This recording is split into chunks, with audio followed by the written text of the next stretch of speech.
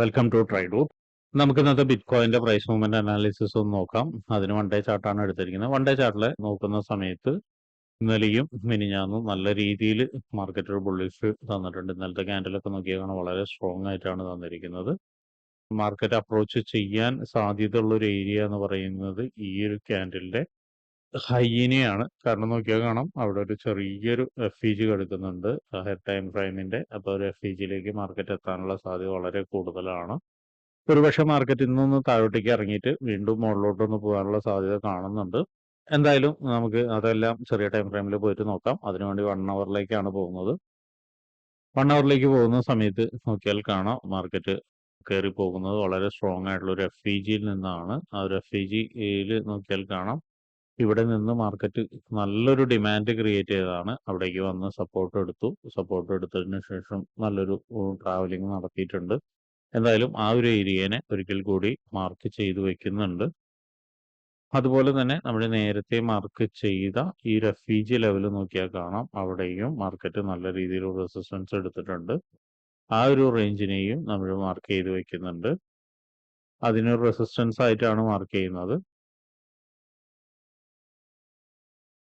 വീണ്ടും മുകളിലോട്ട് പോകുന്ന സമയത്ത് നോക്കിയാൽ കാണാം ഇവിടെയും നമുക്ക് സ്ട്രോങ് ആയിട്ടുള്ളൊരു റെസിസ്റ്റൻസ് കാണുന്നുണ്ട്. വീണ്ടും അതിൻ്റെ മുകളിൽ ഇവിടെയും സ്ട്രോങ് ആയിട്ടുള്ള റെസിസ്റ്റൻസ് കാണുന്നുണ്ട്.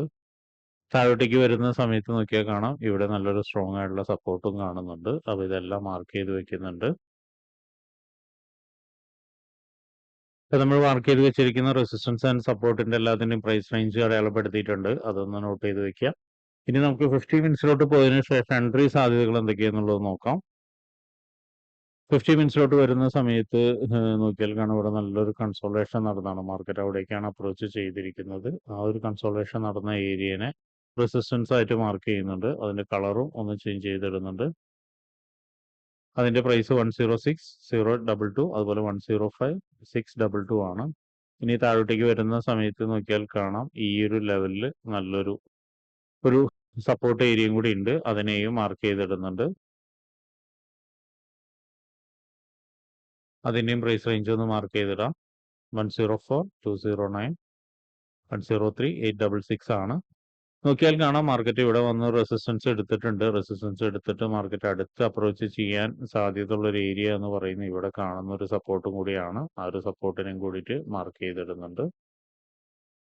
അപ്പോൾ ഇനി എൻട്രി സാധ്യത എന്ന് പറയുന്നത് നോക്കിയാൽ കാണാം ഇവിടെ നിന്ന് ഒരു ട്രെൻഡ് ലൈൻ പോകുന്നുണ്ട്. ആ ഒരു ട്രെൻഡ് ലൈനെ ബ്രേക്ക് ചെയ്യാനുള്ള സാധ്യത കാണുന്നുണ്ട്. അങ്ങനെയാണെങ്കിൽ ബ്രേക്ക് ചെയ്യുകയാണെങ്കിൽ മാർക്കറ്റ് എത്താനുള്ള ഒരു സാധ്യത എന്ന് പറയുന്നത് ഈ ലെവലാണ്. ഈ ലെവലിൽ നിന്ന് ഒരുപക്ഷെ ഒന്ന് മുകളിലോട്ട് പോയി ചിലപ്പോൾ ഒന്നും കൂടി താഴോട്ടേക്ക് ഇറങ്ങാം.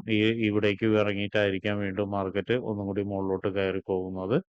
ശ്രദ്ധിക്കേണ്ട കാര്യം മാർക്കറ്റ് നല്ലൊരു ഷിഫ്റ്റ് തന്നിട്ടുണ്ട്. നോക്കിയാൽ കാണാം ഇവിടെ നിന്ന് ഒരു നല്ലൊരു ട്രെൻഡ് ലൈൻ ബ്രേക്ക്ഔട്ട് തന്നിട്ടുണ്ട്. അതായത് ഒരു ഡൗൺ ട്രെൻഡിന് ബ്രേക്ക്ഔട്ട് തന്നതിന് ശേഷം ഏറെക്കുറെ നല്ലൊരു ട്രാവലിംഗ് ചെയ്തിട്ടുണ്ട്. ഇനി ഒരു സപ്പോർട്ട് എടുക്കാനായിരിക്കും താഴോട്ടേക്ക് വരിക. അങ്ങനെയാണെങ്കിൽ ഒന്നല്ലെങ്കിൽ ഇവിടെ അല്ലെങ്കിൽ ഈ ഒരു യെല്ലോ ലൈനിൽ വരച്ചതോ അല്ലെങ്കിൽ അതിന്റെ താഴെ വരച്ച ബോക്സിൽ നിന്നോ ഒരു സപ്പോർട്ട് എടുത്തിട്ടായിരിക്കും മാർക്കറ്റ് കയറി പോകാനുള്ള സാധ്യത. അങ്ങനെയാണെങ്കിൽ നല്ലൊരു കൺഫർമേഷൻ കിട്ടിക്കഴിഞ്ഞാൽ നമുക്കൊരു ബൈ എൻട്രി എടുക്കാം. അതിൻ്റെ ഇടയിൽ ശ്രദ്ധിക്കേണ്ട കാര്യങ്ങൾ എന്ന് പറയുന്നത് ഈ ഒരു ലെവൽ വളരെ ഇമ്പോർട്ടന്റ് ആണ്. നേരത്തെ പറഞ്ഞിട്ടുണ്ടായിരുന്നു ഒരു ഹയർ ടൈം ഫ്രെയിമിന്റെ ഒരു FEG ആണ്. അപ്പോൾ ആ ലെവലിലേക്ക് മാർക്കറ്റ് വരികയാണെങ്കിൽ ഒരുപക്ഷെ ഇങ്ങനെ നിന്ന് ഒരുപക്ഷെ ചിലപ്പോൾ കുറച്ചു നേരം ഇവിടെ ഇങ്ങനെ നിന്നതിന് ശേഷം മാർക്കറ്റ് ഒന്ന് താഴോട്ടേക്ക് വരാം. അല്ലെങ്കിൽ നല്ലൊരു കൺഫർമേഷൻ വന്നതിന് ശേഷം വീണ്ടും താഴോട്ടേക്ക് വന്നിട്ട് നല്ല രീതിയിൽ ഒരു സപ്പോർട്ട് എടുക്കാനുള്ള സാധ്യത കാണുന്നുണ്ട്. ഒരുപക്ഷെ നല്ല രീതിയിൽ സപ്പോർട്ട് എടുക്കുക എന്ന് പറയുമ്പോൾ ഏറെക്കുറെ ഇവിടേക്കായിരിക്കും എത്തുന്നുണ്ടാവുക. ആ ഒരു ലെവലിനെ ബ്രേക്ക് ചെയ്ത് കഴിഞ്ഞാൽ താഴോട്ടേക്ക് വീണ്ടും എത്താം. ആ ഒരു ലെവൽ എന്ന് പറയുന്നത് നമ്മൾ നേരത്തെ വരച്ചിരിക്കുന്ന ഈ ഒരു കീ ലെവലിലേക്ക് ആയിരിക്കും മാർക്കറ്റ് എത്താനുള്ള സാധ്യത കാണുന്നത്. അതും നോട്ട് ചെയ്ത് വെക്കുക. അല്ലെങ്കിൽ ഈ ഒരു ആക്ഷൻ നടക്കാനായിരിക്കും കൂടുതൽ സാധ്യത. കാരണം ഇവിടെ നിന്ന് വന്നതിന് ശേഷം ഈ യെല്ലോ ബോക്സിൽ നിന്നോ ഇവിടെ നിന്നോ നല്ലൊരു കൺഫർമേഷൻ കിട്ടി വീണ്ടും മുകളിലോട്ട് തന്നെ പോകാനായിരിക്കും സാധ്യത കാണുന്നത്. അപ്പോൾ ഇത്രയാണ് BTCയുടെ പ്രൈസ് മൂവ്മെന്റ് അനാലിസിസ്. ട്രേഡ് എടുക്കുന്ന ആളുകൾ എല്ലാവരും നോക്കിയും കണ്ടും തന്നെ ട്രേഡ് എടുക്കാൻ ശ്രമിക്കുക. ബ്ലൈൻഡ് ആയിട്ട് ഒരിക്കലും ട്രേഡ് എടുക്കരുത്. അപ്പോൾ ഇങ്ങനെയുള്ള കാര്യങ്ങളൊക്കെ നിങ്ങൾക്ക് പഠിക്കാൻ താല്പര്യമുണ്ടെങ്കിൽ ട്രേഡ് റൂട്ടുമായിട്ട് ബന്ധപ്പെടാം. അത് ഫ്രീ ആയി ട്രേഡിങ്ങിന്റെ കാര്യങ്ങളൊക്കെ നിങ്ങൾക്ക് പഠിക്കാവുന്നതാണ്. അതിനു വേണ്ടിയിട്ട് ഈ വീഡിയോയുടെ ഡിസ്ക്രിപ്ഷനിൽ ഒരു ഗൂഗിൾ ഫോം കൊടുത്തിട്ടുണ്ട്. ആ ഗൂഗിൾ ഫോം കൃത്യമായി വായിച്ച് അതിലുള്ള കണ്ടീഷൻസ് ഒക്കെ ഓക്കെ ആണെങ്കിൽ മാത്രം ഫിൽ ചെയ്യുക. അതോടൊപ്പം തന്നെ ഡിസ്ക്രിപ്ഷനിലുള്ള വാട്സപ്പ് ചാനലിൽ നിങ്ങൾക്ക് ജോയിൻ ചെയ്യാവുന്നതാണ്. അവിടെ ട്രേഡ് റൂട്ടിന്റെ അപ്ഡേറ്റ്സ് ലഭിക്കുന്നതാണ്. അപ്പോൾ എല്ലാവർക്കും ഇന്നൊരു പ്രോഫിറ്റബിൾ ഡേ ആവട്ടെ എന്ന് ആശംസിക്കുന്നു.